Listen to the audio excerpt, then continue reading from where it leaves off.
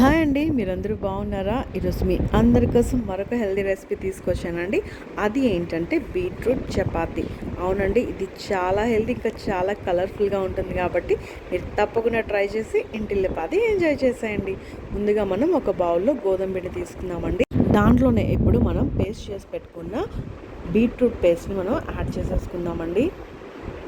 చూసారు కదా, ఇది ఎంత కలర్ఫుల్గా ఉంది కదండి. చాలామంది బయట అయితే కలర్స్ వాడతారండి, అది అస్సలు మంచిది కాదు. కాబట్టి నేను ఒక్కొక్క కలర్ ఏది వాడాలో నేను క్లియర్గా ఎక్స్ప్లెయిన్ చేశానండి. ఆ వీడియో మీకు డిస్క్రిప్షన్లో పెడతాను. న్యాచురల్ కలర్స్తో హెల్దీగా పిల్లలు పెడితే అది ఆరోగ్యం కదండి. సో చూసారు కదా, దాంట్లోనే కొంచెం ఉప్పు వేసుకుని బాగా ఇలాగా ముద్దలాగా కలిపేసుకుందాం. నాకైతే బీట్రూట్ కలర్ చాలా ఇష్టం అండి, చాలా బాగుంటుంది. సో దాన్నే ఇప్పుడు మనం చపాతీలాగా వద్దేసుకుందాం.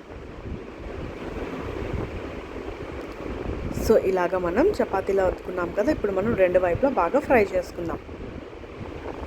మీకు ఇక్కడ గీ కావాలంటే గీతో ఫ్రై చేసుకోవచ్చు అండి, లేదనుకుంటే కొంచెం ఆయిల్ వేసుకుని మనం ఫ్రై చేసుకుంటే మన హెల్దీ బీట్రూట్ చపాతీ రెడీ అయిపోతుందండి.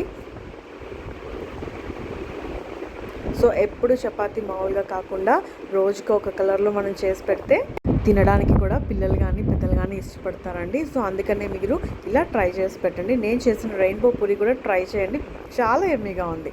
దీంతో పాటు నేను చోలే భటూరే చేశానండి, అది కూడా బీట్రూట్ చోలే కర్రీ అనమాట. ఇది కూడా చాలా హెల్తీ కాబట్టి మన ఛానల్ సబ్స్క్రైబ్ చేసుకుని అన్ని వీడియోస్ వాచ్ చేసేయండి. మరి చూసారు కదండి, ఇది నేను చేసిన రెయిన్బో పూరి అండి.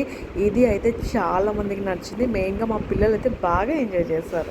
మీరు కూడా ట్రై చేయండి. మరి చూసారు కదా, ఇంత కలర్ఫుల్గా చేసి పెడితే ఎవరికి ఇష్టం ఉండదండి, ఇంటిలో బాగా ఎంజాయ్ చేస్తారు. అందుకే వెంటనే మన ఛానల్ సబ్స్క్రైబ్ చేసుకుని అన్ని వీడియోస్ వాచ్ చేయండి. అంతవరకు బాయ్ మరి.